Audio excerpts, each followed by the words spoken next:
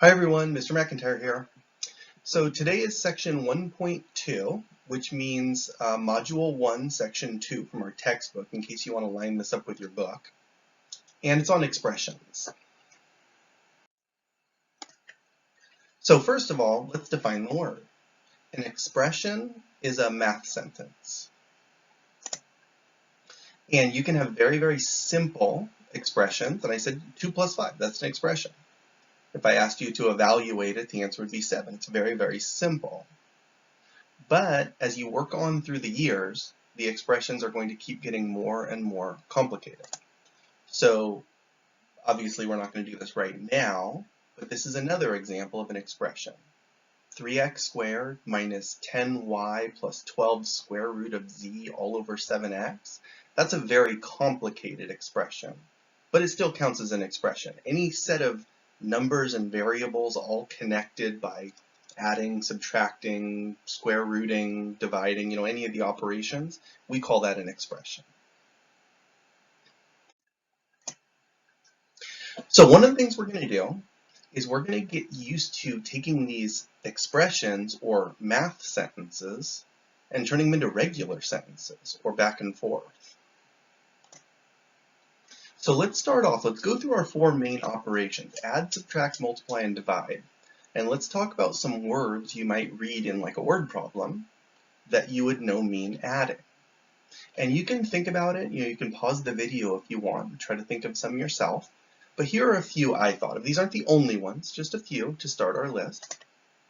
I said number 1, the word plus. I think it's an obvious one. It says this plus that, it's addition. Another one is the word sum. If you see the sum of this and that, sum means addition. And the word and. Like if I were to ask you what is 8 and 4, right, it would kind of mean I'm asking you to add. The answer would be 12. 8 and 4 is 12. So the word and by itself can actually mean add. So let's do the same thing with subtraction. You're welcome to pause the video if you want and think about it and come up with your own list. But here's a few that I thought of. Number 1, again, the obvious one, minus. If I say what is 10 minus 2, that's obviously subtraction. The word that kind of goes with sum for adding is difference for subtraction. If I say what is the difference of, that means I want you to subtract. Or you might see something that compares numbers, fewer than. If I say, one person has 3 fewer of something than another person, then you're supposed to subtract 3. So there's different ways to talk about subtraction from words. Multiplication. Here's a few I thought of, or a couple this time. Times, obvious. Product. Product is the name for multiplying. If I say what is the product of this and that, it's telling you to multiply. And then we'll end up with dividing. I have 3 for dividing. I said number 1, divided by. That's the obvious one. If it says right in the question, what is 12 divided by 2? Of course it's dividing. The math name for dividing is quotient. So if you ever see the quotient of, it means to divide. And here's another interesting one. Over. The word over. We talked in 1.1 about how fractions are actually telling you to divide. So if I say 10 over 2, I'm really describing a fraction, but what it means is 10 divided by 2. So the word over can also mean divide. Now this is just a few examples. For our first example today, let's take a couple sentences, not math sentences, but actual sentences, and turn them into expressions or math sentences. So number 1 is the sum of 8 and 4 minus 3. Now, the sum means add. That's one of the vocab words basically for today. Anytime you see the word sum, it means add. So when I say the sum of 8 and 4, I'm saying let's do 8 plus 4. And then the second half is the easy one. Minus 3, we know what that means. Minus 3.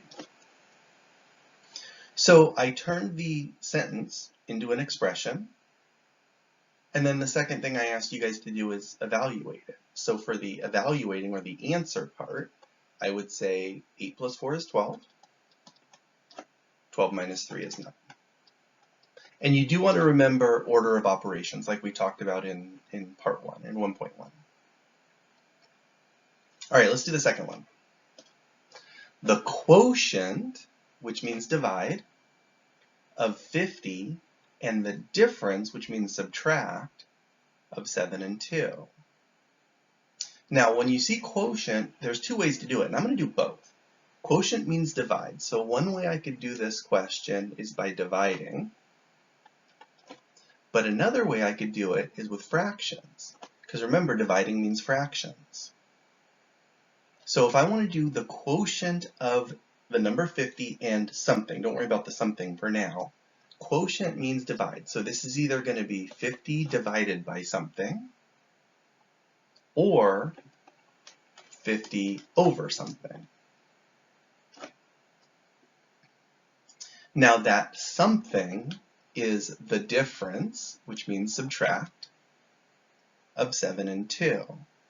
Now if I'm doing the fraction, I can just put the 7 minus 2 on the bottom. If I'm doing it with the divided sign, I'm going to need parentheses here. Because if I want to do that quotient or that division problem, before I can figure out what I'm dividing by, I have to figure out what the difference of 7 and 2 is. So either one of those are fine. You can either do 50 divided by parentheses 7 minus 2, or, and this would probably be my choice, I think I would do it as a fraction. Do 50 over 7 minus 2. Now either way, if you wanted to evaluate it, you would do the 7 minus 2 first. So this would be 50 divided by, and then 7 minus 2 is 5. Because of the parentheses, you do that first. And then 50 divided by 5 is 10. Or if I did it as a fraction, I would still do the 7 minus 2 first. And I would have 50 over 5, which means 50 divided by 5. And either way, my answer is 10. All right. Let's talk about variables. Because the expression changes. Those expressions were real easy to evaluate because it was all numbers. But sometimes you have a variable in there. And a variable is a letter that represents a number that you don't know. So I said, for example, if I had a 2x in my problem, what it means is 2 times some number, but I don't know what that number is. That's what a variable is. It represents a number that you don't know. Now, if you don't know what it is, you assume that it could be anything. So a variable is actually a number that could be anything. It could be 0, it could be negative 2.7, it could be 100 million, it could be anything. So let's do one more example, same thing. We're going to turn the sentence below into a math expression. Only this time, we have an extra little piece in here. I said the sum of a number. Now when I say a number, we don't know what that number is. And that means it's a variable. Okay, but let's start from the beginning. The first thing I see in this question is product. And product means multiply. So I'm going to start with a times there. Now the product is of just the number 10, so I'll put that first. And the sum, that means add, of a number and 3.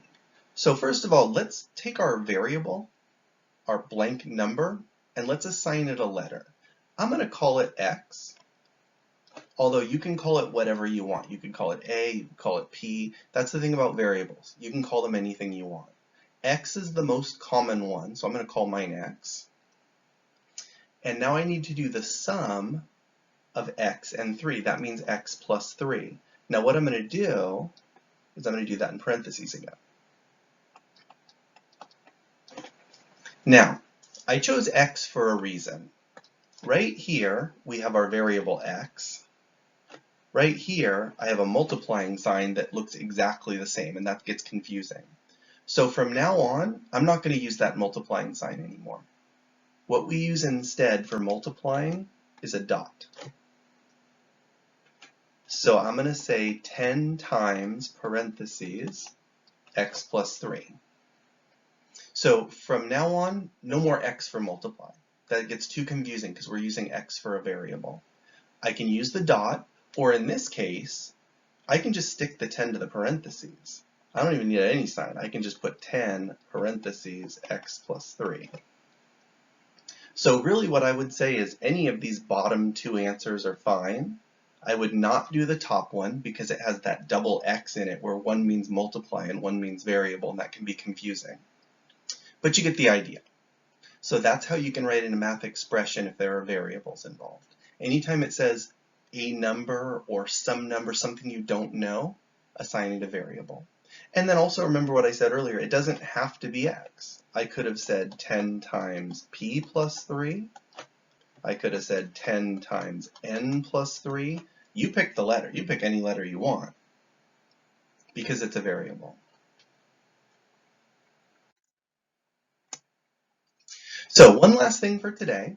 Once you start dealing with variables, one thing you can actually do with them in a problem is you can substitute numbers for them. So remember, I told you a variable is a number that you don't know what it is. Well, if it tells you in the problem what it is, then just put that number in for it. So if there's an x in your problem and it says x equals 5, great, change it into a 5. Or if there's a q in your problem and it says q equals 3, perfect, change it into a 3. So you substitute by changing the variable into that number, and then you evaluate doing all the things we've talked about, order of operations, things like that. So let's do one last example for today. We're going to evaluate the expression below, which is 2p plus q over 3 minus parentheses q minus r, which is a complicated expression, 3 different variables, but then you look up and you notice I told you what they all are. P is 2, q is 5, r is 1. So let's make all of those substitutions. We have 2 times q. Now when I'm multiplying, when I'm doing substitution, I like to do parentheses for it. So p is 2. And then I have plus q, and I look up at my list again, q is 5. And the whole thing is over 3. That's a number, so I can leave that one. And then I have minus parentheses. We have q, I look up at my list, that's 5, minus r, that's 1. So then we start evaluating. Now we have now remember, just like the example from order of operations in 1.1, even though you don't see it, when you're dividing, there's kind of like having a set of parentheses up here. So that's going to be one of the things you do first. We're going to do the 5 minus 1. In fact, I will do that one first. Over here, in parentheses, 5 minus 1 is 4. That's easy.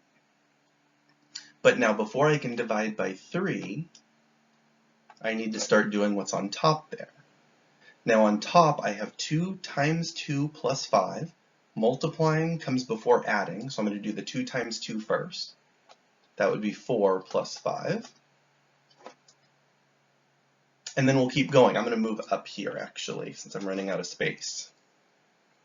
So now I do the 4 plus 5 next. 4 plus 5 is 9, still over 3, and we have the minus 4 on the end. So now I have 9 divided by 3 minus 4. Dividing comes before subtracting. 9 divided by 3 is 3. And then what we get is a negative number. So remember, you guys, in junior high, you learned about negative numbers. If you subtract a bigger number from a smaller number, you end up with negative. So right here, I have 3 minus 4, and my answer is negative 1. So we did two things in this question. We did a substitution. I changed each p into a 2. I changed each q into a 5. And I changed each r into a 1.